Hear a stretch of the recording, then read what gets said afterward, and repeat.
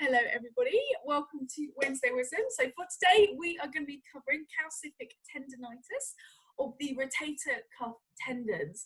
This is something that we see a lot in clinic. It's typically undiagnosed and can be extremely severe for clients suffering with shoulder pain. So with most people presenting with shoulder pain, on average between 39 to 60% will have some type of calcific tendonitis.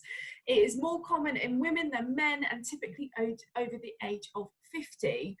What we find is it's most commonly impacting the supraspinatus tendon of all of the rotator cuff tendons, and most commonly at the critical zone, which is the attachment just above the greater trochanter, so about 8 to 15 millimeters from the attachment on the greater trochanter of the humerus. So what we find is this is a really key zone to where we get calcium deposit. So what happens with this condition is calcium's deposit in the rotator cuff tendons. The cause of this is still unclear. They've predicted it due to hypervascularization, compression, metabolic changes, so changes within the tendon, possibly with the body adapting to certain conditions and adapting to certain responses. It is a self-limiting condition. It can either be a couple of days where it lasts or can become chronic. Sometimes in 35% of clients, it can be asymptomatic, so they might not even be aware that they've got calcium deposits. If it suddenly becomes symptomatic, the most common symptoms that we see are night pain, so pain at night, stiffness and restriction on active and passive movements, pain over the rotator cuff tendons on testing. It can also provide referral either down into the arm or up into the neck, which is why when they come into clinic, we want to assess through a neurological screen of the upper extremity, a cervical screen, so up into the neck, as well as down into the arm. So we're testing all of these different vectors because actually, with regards to diagnosis, the only way it can be really diagnosed is through imaging. And what it can look at is it can appear or be very similar to other conditions, which makes it actually quite challenging to diagnose.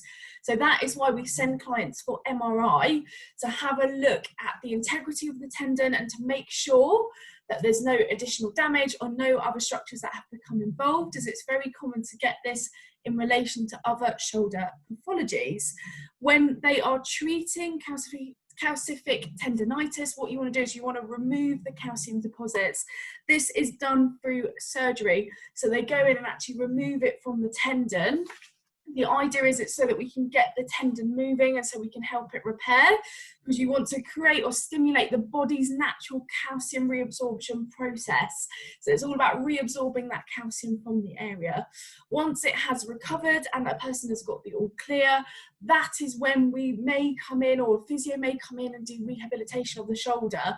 So getting the person to bring the shoulder back, getting them to regain movement. The specialist or the doctor might prescribe NSAIDs to take down the pain as well, but the idea is you want to get the shoulder functioning properly after, because where it's been self-limited in guarding, yes, we can get local pain into the shoulder, but if that whole girdle and complex has been stiff and restricted, we can start to get compensations through other areas of the body. For example, thoracic, down into the elbow and the wrist, and up into the neck as well. So as osteopaths, we would look, once that's all been sorted with obviously the shoulder specialist, if people are coming in for treatment after they've had it treated and looked at, that is when we would look at function around the area and get the area moving. So hopefully that has been helpful today. Any other topics, let me know. Just drop me a comment below. And I look forward to catching up with you with our next Wednesday Wisdom. Our full series is on YouTube. So although this primarily goes out on the Facebook page first, I'm also posting them on YouTube so you can enjoy all of them later and you can go back and look at all of the different subjects that we have covered.